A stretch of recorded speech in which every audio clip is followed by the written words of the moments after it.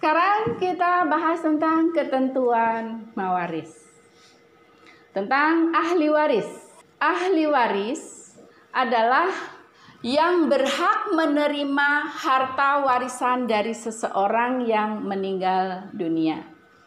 Ada ahli waris dari pihak laki-laki yang bisa disebut dengan ahli waris asobah. Artinya asobah itu yang bagiannya berupa sisa setelah diambil oleh zawil furud. Zawil furud itu apa? Kalian masih ingat tadi? Zawil furud adalah ketentuan ya, perhitungan yang sesuai dengan Al-Quran. Dan ahli waris dari pihak perempuan yang biasa disebut dengan ahli waris zawil furud, yang bagiannya telah ditentukan. Siapa saja ahli waris di sini?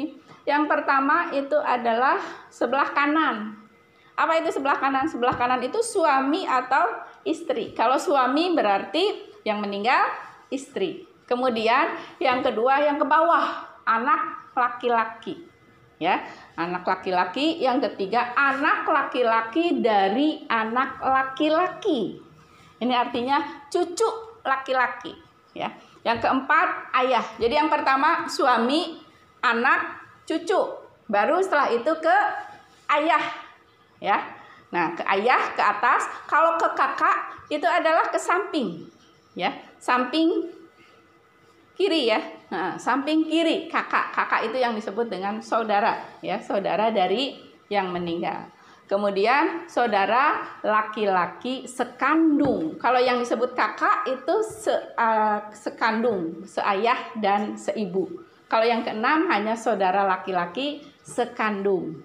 Nah, kemudian anak laki-laki dari saudara laki-laki sekandung, saudara laki-laki seayah, anak laki-laki dan saudara laki-laki seayah, saudara laki-laki seibu, paman kandung, anak laki-laki dari paman kandung, paman seayah, dan anak laki-laki dari paman seayah. Ini ahli waris laki-laki itu ada 14. Ini yang 14 ini itu berdasarkan urutan, ya, urutan dia mendapatkannya. Artinya yang pertama mendapatkan adalah suami. Kalau suami tidak ada, turun ke anak. Anak nggak ada, turun ke anak laki-laki, lalu ke ayah. Jadi menunjukkan jumlah ataupun angka, ya, itu menunjukkan perolehannya dia mendapatkan harta warisan. Itu dari ahli waris laki-laki. Kalau dari perempuan, ya, atau kaum perempuan, yang pertama adalah istri, karena yang meninggal adalah suami. Kemudian anak perempuan dari anak laki-laki. Kalau anak perempuan dari anak perempuan ini nggak dapat, ya, anak perempuan dari anak perempuan. Jadi yang dapat adalah anak perempuan dari anak laki-laki. Ya, kenapa di sini seolah-olah ada perbedaan ya antara laki-laki dengan perempuan? Karena laki-laki itu akan bertanggung jawab terhadap anak perempuannya. Ya, sedangkan anak perempuan tidak bertanggung jawab terhadap keluarganya. Ya. Kemudian yang keempat adalah ibu, ibunya bapak, ibunya ibu, saudara perempuan sekandung, saudara perempuan seayah, dan saudara perempuan seibu. Nanti kita akan bahas mengenai ketentuan warisan ini lebih detailnya kalau kita ngitung warisan nanti, ya. Baik.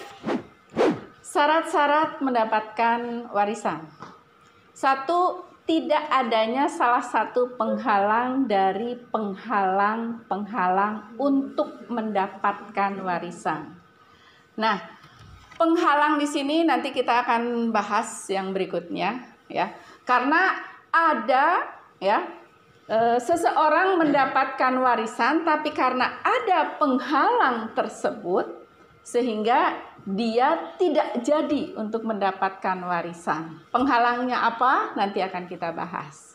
Yang kedua, kematian orang yang diwarisi. Walaupun kematian tersebut berdasarkan vonis pengadilan, misalnya hakim memutuskan bahwa orang yang hilang itu dianggap telah meninggal dunia. Ini syaratnya harus orang tersebut sudah meninggal, ya, atau dinyatakan meninggal dunia, maka ahli warisnya akan mendapatkan warisan. Lalu gimana kalau tiba-tiba ketemu gitu ya? Tiba-tiba yang hilang itu ketemu lagi gitu. Maka akan menjadi gugur warisannya. Artinya akan dihitung kembali, dihitung ulang gitu. Ya. Baik. Yang berikutnya adalah ahli waris hidup.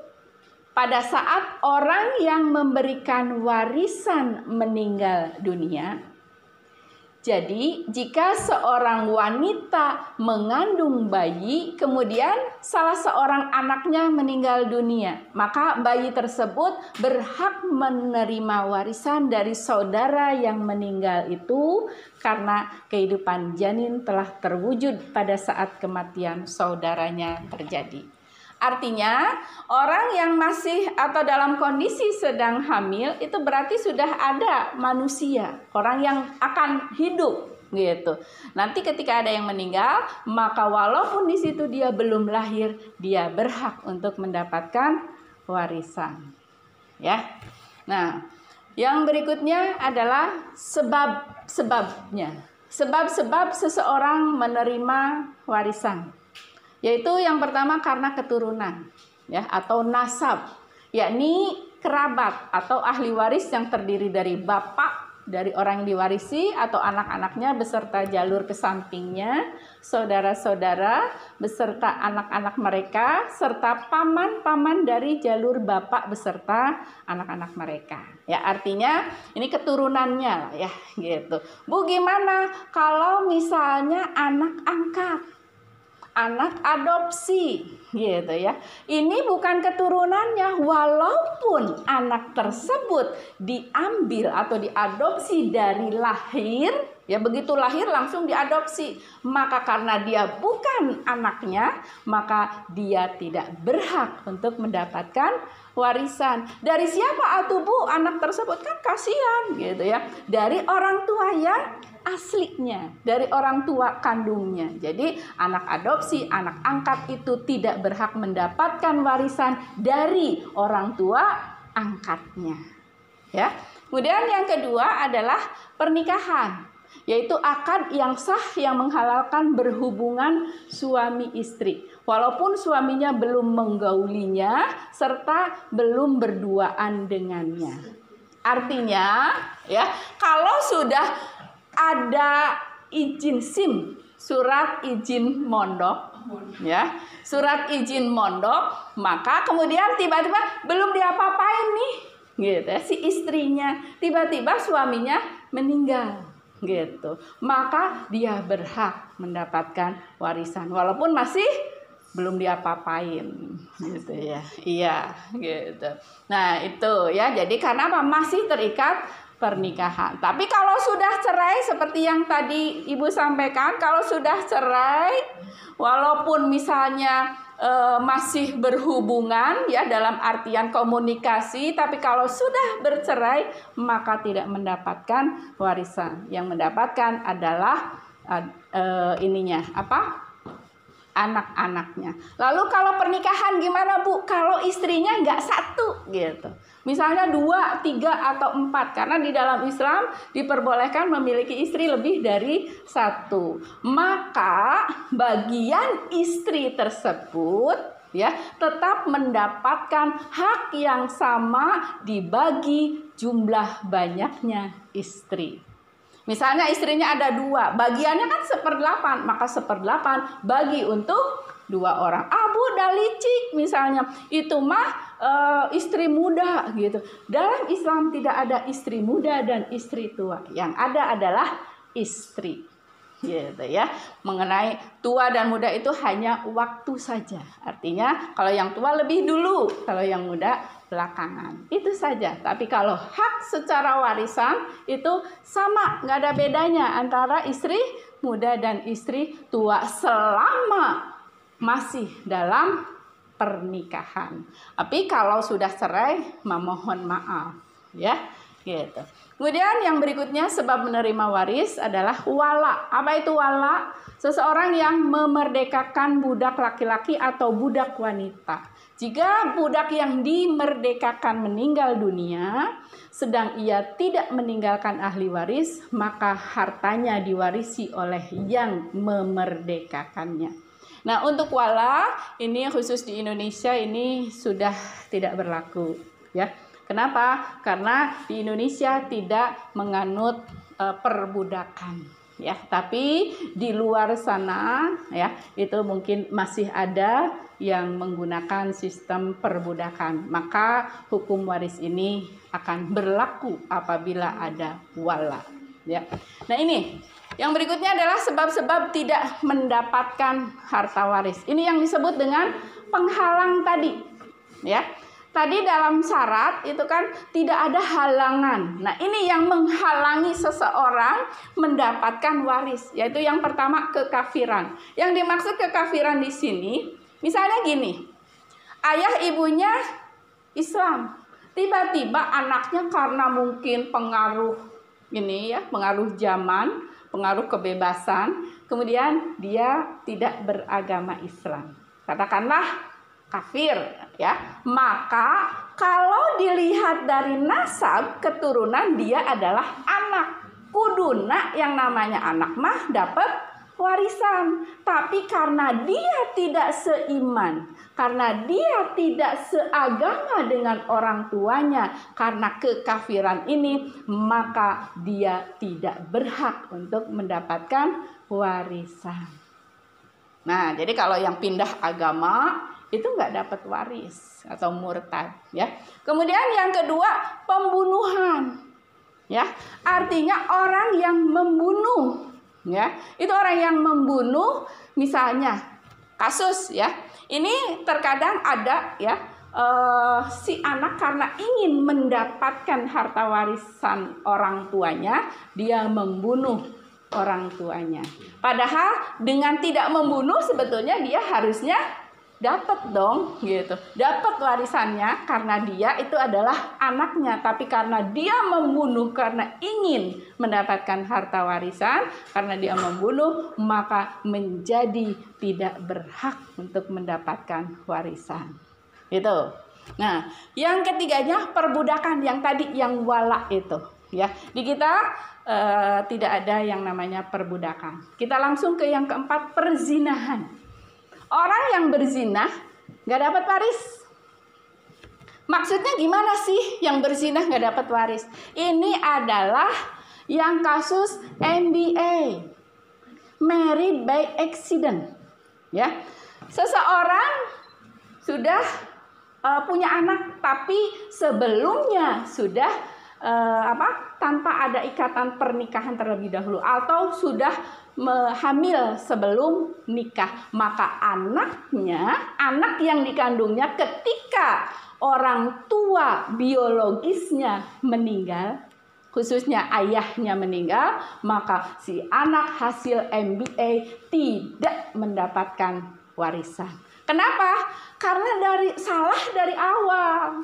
Kenapa salah dari awal? Kenapa atuh nikahnya tidak sesuai dengan aturan Islam, yaitu dengan zina terlebih dahulu. Nah, makanya nih hati-hati Ananda semuanya, ya. Kita harus jaga diri kita masing-masing agar kita terhindar dari perbuatan zina. Bahkan bukan hanya perbuatan zinanya yang akan terjadi dosanya, tapi efeknya itu terhadap anak kita, anak dari hasil perbuatan zina itu. Sementara anak dari hasil perbuatan zina, dia hanya mendapatkan warisan dari ibunya doang, karena dia hanya ada hubungan dengan ibunya saja. Dengan ayahnya itu adalah bukan walinya. Karena apa? Hanya sebagai hubungan biologis saja. Nah, ini mengenai ketentuan di dalam waris. Sebagaimana di dalam surat An-Nisa ayat 11. Quran surah An-Nisa ayat 11. أعوذ بالله من الشيطان الرجيم بسم الله الرحمن الرحيم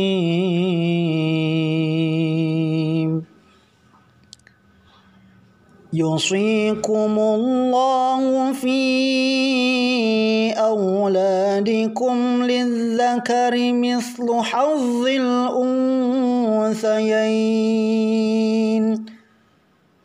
فإن كن نساء فوق اثنتين فلهن ثلثا ما ترك وإن كانت واحدة فلها نصف ولأبويه لكل واحد منهما السدس مما ترك إن كان له ولد فإن لم يكن له ولد وورثه أبواه فلأمه الثلث فإن كان له إخوة فلأمه السدس من بعد وصية يوصي بها أو دين آباؤكم وأبناؤكم لا تدرون أيهم أقرب لكم نفعا فريضة من الله إن الله كان عليما حكيما. Allah mensyariatkan bagimu tentang pembagian pusaka untuk anak-anakmu, yaitu bagian seorang anak laki-laki sama dengan bagian 2 anak perempuan. Dan jika anak itu semuanya perempuan lebih dari 2, maka bagi mereka 2/3 dari harta yang ditinggalkan. Jika anak perempuan itu seorang saja, maka ia memperoleh separuh harta, dan untuk 2 orang ibu bapak. Bagi masing-masingnya 1/6 dari harta yang ditinggalkan. Jika yang meninggal itu mempunyai anak. Jika orang yang meninggal tidak mempunyai anak dan ia diwarisi oleh ibu bapaknya saja, maka ibunya mendapat 1/3. Jika yang meninggal itu mempunyai beberapa saudara, maka ibunya mendapat 1/6. Pembagian tersebut sesudah dipenuhi wasiat yang ia buat atau sesudah dibayar hutangnya. Dalam pembagian waris, itu sebelum harta warisan itu dibagikan, itu yang pertama harus penuhi dulu hutangnya, bayar dulu hutangnya, jangan dulu ngitung warisannya. Kemudian yang kedua, selesaikan masalah jenazahnya, misalnya biaya rumah sakit, biaya ke pemakaman dan lain sebagainya, itu diambil dari harta si yang meninggal. Ya, jadi jangan dulu dijadikan sebagai ahli waris sebelum itu dipenuhi. Kemudian yang ketiga, barangkali ada wasiat, ya, ada wasiat nggak nih selama masih hidupnya? Uangnya ini untuk ahli warisnya atau untuk siapanya? Wasiat ini catatannya paling maksimal adalah 1/3 harta maksimal. Ya, kalau lebih dari itu maka tidak boleh diberikan. Dan yang terakhir harus bayar dulu zakatnya. Baru kita akan membagikan harta warisan tersebut. Untuk pembagian harta warisan itu ada yang disebut dengan asobah. Asobah itu apa? Sisa. Asobah bin nasab itu adalah sisa karena keturunan. Asobah bis sabab itu karena sebab-sebab, ya. Asobah bin nafsi itu artinya sisa karena dirinya sendiri. Asobah bil ghair adalah sisa karena selain dari dirinya sendiri.